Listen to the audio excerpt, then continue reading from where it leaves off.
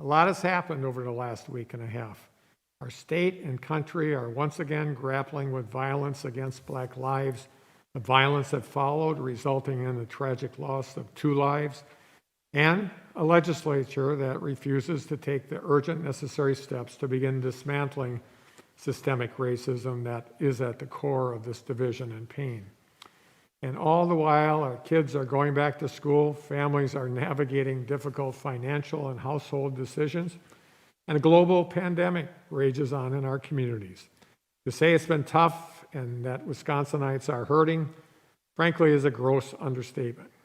There's much work to be done to address the critical issues of equity and justice in our state.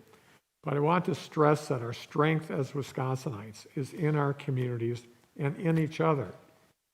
In order to move our state forward, we're going to have to do this together. That applies to this larger conversation of justice and equity, and also to the future of the COVID-19 pandemic. Folks, this global pandemic has not gone away. On August 1st, our state face covering requirement went into effect along with the second declared public health emergency. And I want to thank all Wisconsinites, including local businesses that have stepped up to the plate to protect their friends, their families, and communities by wearing a mask whenever in public. And frankly, I knew this decision was a bit of a gamble. From safer at home to the April election, Republicans have been dedicated to taking our efforts to keep people healthy and safe to court. And this one's no different. Last week, once again, another lawsuit has been filed, this time in opposition to the latest public health emergency declaration and our statewide face covering requirement. Folks, public health should not be a partisan issue. Science should not be a partisan issue. And the county-by-county piecemeal approach to the pandemic wasn't working. Our numbers continue to rise, families continue to lose loved ones, and we reached record daily increases of positive cases day after day. We tried it their way, didn't work.